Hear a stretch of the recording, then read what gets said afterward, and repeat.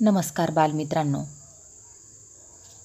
इयत्ता 7वी इंग्रजी विषयातील unit 1.6 in a class of their own म्हणजेच त्यांच्यासारखे उत्कृष्ट तेच. विद्यार्थी मित्रांनो, याआधी आपण मागील भागामध्ये ॲन ओपिनियन पोलमधील चांगला मित्र, चांगला विद्यार्थी आणि चांगल्या शिक्षकांचे गुण पाहिलेले आहेत. मुलांनो, ही जी स्टोरी आहे ती खरंच खूप इंटरेस्टिंग आहे. ही स्टोरी वाचत असताना तुम्हालासुद्धा तुमच्या वर्गामध्ये घडलेल्या घटना आठवतील. पहा, आपलाही वर्ग कसा असायला पाहिजे याचे स्वप्न तुम्ही पाहताल. आज आपण पाठ्यपुस्तक पान क्रमांक 27 आणि 28वर या स्टोरीचा पार्ट फर्स्ट म्हणजेच भाग 1 पाहणार आहोत. तर सुरुवातीला टेक्स्टबुक पेज नंबर 27 पहा आणि स्टोरी ऐकत असताना पाठ्यपुस्तक समोर ठेवा, म्हणजेच तुम्हाला कठीण शब्दांचे अर्थ आणि उच्चार लक्षात येतील. तर पहा, we are a class of 60 girls and boys and we are all friends. काय म्हणलेलं आहे पहा या ठिकाणी, की आम्ही सर्वजण मिळून 60 मुली आणि मुलांचा वर्ग आहोत. म्हणजेच आमच्या वर्गामध्ये 60 मुलं आणि 60 मुली आहेत, म्हणजे दोन्ही मिळून 60 जण आहेत आणि आम्ही सर्वजण मित्र आहोत. Of course it's true that there are camps amongst us and sometimes we do have quarrels, arguments, fights, everything. एकाच वर्गामध्ये 60 मुलं आणि मुली असणे म्हणजे किती गोंधळ असेल पहा. परंतु या ठिकाणी काय म्हणलेलं आहे, ऑफकोर्स, अर्थातच. आम्ही एवढे सर्वजण वर्गात असलो तरी आमच्यामध्ये सुद्धा गट होते. आपल्याही वर्गात असतात ना, आपल्यासुद्धा वर्गात पहा, आपणही 5-6 मुलींचा किंवा मुलांचा गट असतो. आपण एकत्र जेवतो, खेळतो. तर त्याचप्रमाणे या वर्गामध्ये सुद्धा काही गट होते. त्यांच्यामध्ये सुद्धा काही वेळेला भांडणं होत, वादविवाद होत, त्यानंतर मारामारीसुद्धा होत पहा. परंतु असं असलं तरी जेव्हा दुसऱ्याशी सामना देण्याचा प्रसंग येत होता, अगदी शिक्षकांशी सुद्धा, तेव्हा आम्ही सर्वजण एकत्र एकजुटीने त्यांना सामोरे जात होतो. But when it comes to facing others, even the teachers, we are all one, we face them together. पहा किती चांगली गोष्ट आहे ही. म्हणजे वर्गामध्ये 60 जण होते, ते सर्वजण भांडतसुद्धा होते. परंतु जेव्हा दुसरे त्यांना काहीतरी म्हणायचे, अगदी शिक्षकसुद्धा, तेव्हा ते सर्वजण एकत्र मिळून त्याला सामोरे जात होते. If you see a whole class being made to make 3 rounds of the school ground और copy 100 lines from the book as a punishment, it is most probably us. पहा काय म्हणलं या ठिकाणी, जेव्हा एखादा संपूर्ण वर्ग शाळेच्या मैदानाभोवती 3 फेऱ्या म्हणजे 3 राऊंड्स मारायचा किंवा पुस्तकातील 100 ओळी पनिशमेंट म्हणजे शिक्षा म्हणून लिहायचा, तेव्हा नक्कीच तो वर्ग आमचा असायचा. But we do not tell tales about anyone, girl or boy. म्हणजेच आम्ही सर्वजण एकत्र शिक्षा भोगत असलो तरीसुद्धा आम्ही कोणत्याही मुलाची किंवा मुलीची चुगली चहाडी कोणासमोरसुद्धा करत नव्हतो. We take the punishment as a class. आणि म्हणूनच आम्ही संपूर्ण वर्ग मिळून शिक्षा भोगत असू. And guess what happened this year. आणि बघा यावर्षी काय झाले?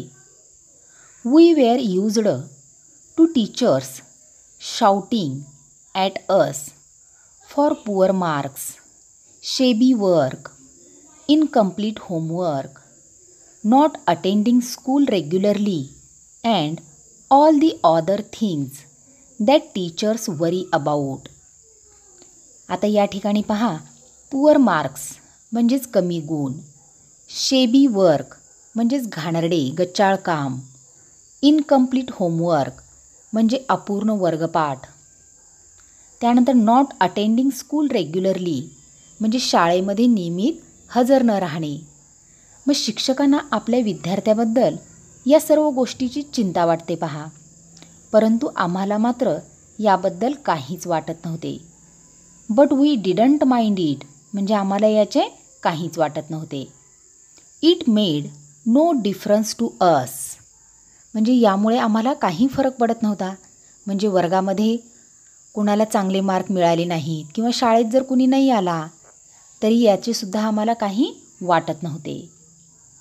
We all liked our class the way as it was. काय म्हणले पहा, we all liked our class the way it was म्हणजे आमचा वर्ग जसा होता तसाच आम्हाला आवडत होता. We were in fact quite proud of our class. खरे पाहता आम्हाला आमच्या वर्गाचा खूप मोठा अभिमान वाटत होता. पाहिलंत ना मुलांनो, वर्गामध्ये एवढी मुलं मुली असूनसुद्धा ते नेहमी भांडायचे, मारामारी करायचे, परंतु त्यांच्यावर म्हणजे त्यांच्याशी जर कुणी भांडणं केलं किंवा त्यांना कुणी काही म्हणलं तर ते एकीने त्याला सामोरे जायचे आणि शिक्षासुद्धा झाल्यावर संपूर्ण वर्ग मिळून तो भोगायचा. म्हणजेच त्यांच्यामध्ये किती एकी होती पहा. यानंतर पुढचा पॅरेग्राफ पहा. And so was our new class teacher Mrs Desai. आणि अशातच म्हणजे तसाच आमच्या नवीन वर्गशिक्षिका श्रीमती देसाई यांनासुद्धा. She said so in the very first period म्हणजेच एकदम पहिल्याच तासाला तसं मिसेस देसाईंनी म्हणलं होतं. मुलांनो या ठिकाणी पहा, मिसेस देसाई या वर्गाच्या नवीन वर्गशिक्षिका होत्या. She said I have heard about you people from your last year's teachers and I am proud of you. त्या काय म्हणतात पहा की मुलांनो, मी तुमच्याबद्दल तुमच्या मागच्या वर्षीच्या शिक्षकांकडून बरंच काही ऐकलेलं आहे आणि मला तुमचा अभिमान आहे. Unity is a very important quality. Unity म्हणजेच काय? एकता, एकी हा खूपच महत्त्वाचा गुण आहे. And you must always maintain it आणि तो तुम्ही असाच जपून ठेवा म्हणजे तो तुमच्यामध्ये असायलाच पाहिजे. I am very happy to be your class teacher आणि मी तुमची वर्गशिक्षिका आहे याचा मला खूप आनंद वाटतो. यावर मुलं काय म्हणतात पहा. Did you notice what she called us. त्यांनी आम्हाला काय म्हणले हे तुमच्या लक्षात आले का? It's very interesting. ते फारच लक्षवेधक आहे. इट्स नेव्हर चिल्ड्रन म्हणजे मिसेस देसाई त्यांना चिल्ड्रन म्हणजेच काय मुले म्हणायच्या नाहीत, तर त्या काय म्हणत पहा. It's always girls, boys, you young people और माय डिअर और यंग मॅन और यंग लेडी. पहा त्या नेहमी मुलांना काय म्हणायच्या? मुलींनो, मुलांनो, त्यानंतर तरुण लोकांनो किंवा माझ्या प्रिय किंवा तरुण गृहस्थ किंवा तरुण बाईसाहेब असं त्या त्यांना उद्देशून म्हणायच्या. Now this young lady will show us how to do it. आता या बाईसाहेब ते कसे करायचे हे आपल्याला दाखवतील. We all liked her very much.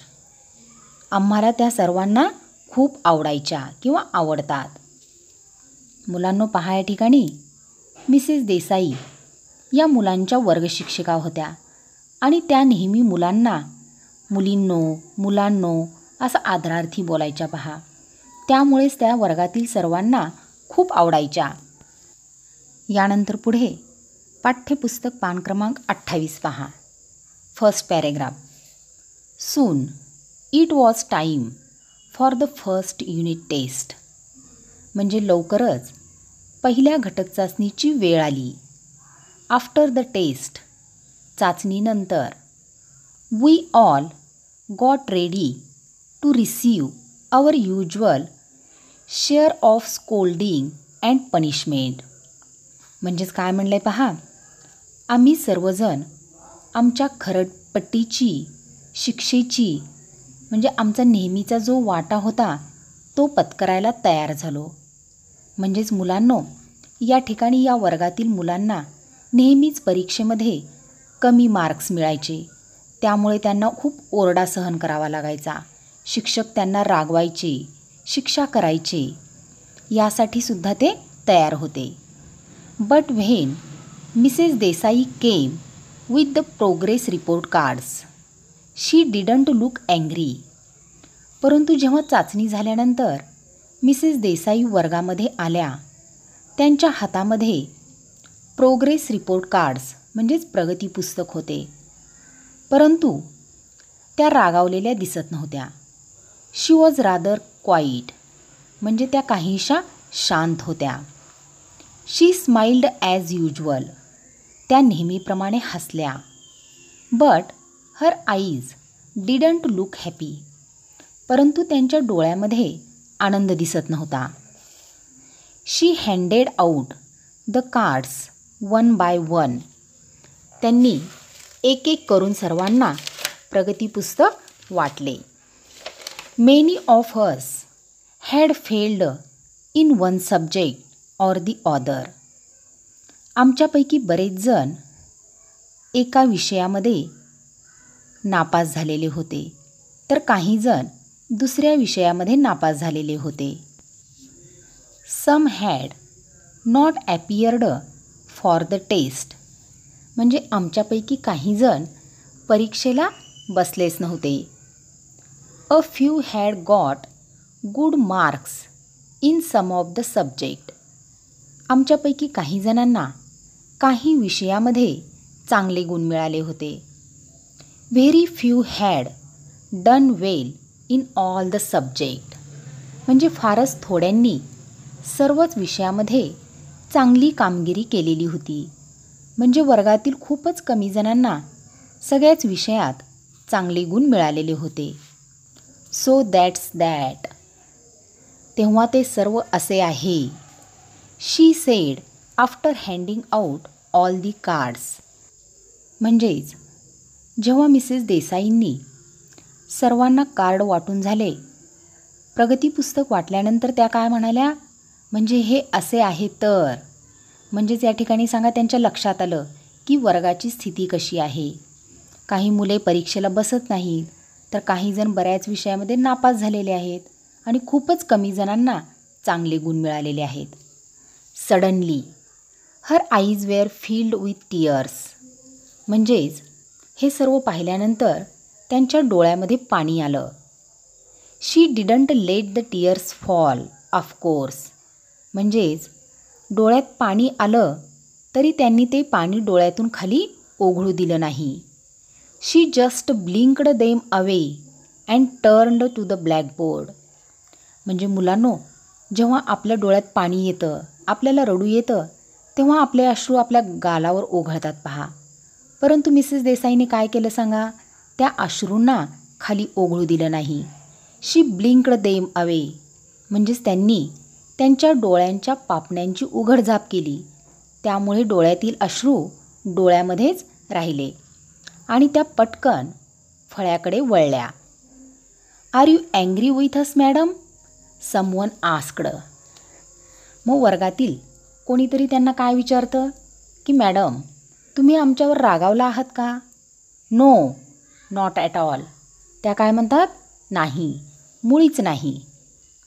But you don't feel proud of us any more, Sushmita said in a low soft voice. पहा या ठिकाणी सुष्मिता त्यांच्याच वर्गातील असते. मग ती हळू आवाजात त्यांना काय म्हणते सांगा. परंतु तुम्हाला आमच्याविषयी जराही अभिमान वाटत नाही. त्यावर मॅडम काय म्हणतात, no Sushmita, you are my class and I will always want to be proud of you. त्या काय म्हणतात, नाही सुष्मिता, तुम्ही माझा वर्ग आहात आणि मला तुमचा नेहमीच अभिमान वाटावा अशी माझी इच्छा आहे. पहा मुलांनो, त्या वाक्य काय म्हणतात की मला तुमचा अभिमान वाटावा. Come on now let us go back to our studies, take out your books. असं म्हणून त्या काय करतात सांगा की आता आपण आपल्या अभ्यासाकडे वळूया, तुमची पुस्तके बाहेर काढा. We waited after school and talked about this. पहा मुलांनो, जेव्हा बाईंचं शिकवणं होतं, शाळा सुटते, त्यानंतर वर्गातील सर्व मुले शाळा सुटल्यानंतर थांबतात आणि त्याविषयी बोलतात. म्हणजे आज चाचणीनंतर सर्वांना काय वाटले याविषयी ते बोलतात.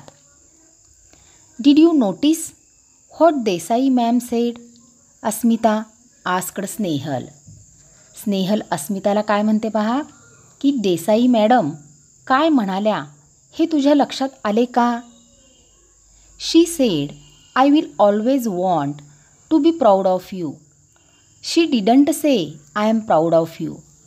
म्हणजे पहा या ठिकाणी त्यांच्या लक्षात येतं की मॅडम त्यांना काय म्हणाले असतात सांगा की मला तुमचा नेहमीच अभिमान वाटावा अशी इच्छा असेल. परंतु त्या असं म्हणत नाहीत की मला तुमचा अभिमान वाटतो. What do you expect, I said. So many of us fail, so many miss the test. How do you expect her to be proud of us. पहा या ठिकाणी मुलांची चर्चा चाललेली असते की बाई आपल्याला आपला अभिमान आहे असा का म्हणाल्या नाहीत. तर त्यावर वर्गातील एक जण काय म्हणतं सांगा की तुझी काय अपेक्षा आहे. आपल्यापैकी बऱ्याच जणांनी परीक्षेला बसलेले नाहीत, तर बरेच जण नापास झालेले आहेत. काही जणांनी परीक्षा चुकवली, मग त्यांना अभिमान वाटावा अशी अपेक्षा तू कशी करतेस. पाहिलात ना मुलांनो, किती छान स्टोरी आहे पहा. स्टोरी वाचत असताना आपल्यालासुद्धा आपल्या वर्गाची आठवण येईल अशी आहे. तर या वर्गातील मुले अभ्यासामध्ये खूप मागे असतात. फक्त गोंधळ घालणे, धिंगाणा घालणे, शिक्षा भोगणे यातच ते पुढे असतात. तरीसुद्धा त्यांना त्यांच्या वर्गाचा अभिमान असतो.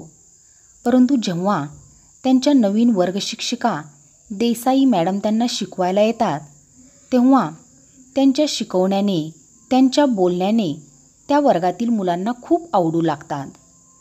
मग देसाई मॅडमना अभिमान वाटावा असे काहीतरी करण्याची इच्छा या मुलांच्या मनामध्ये निर्माण होते.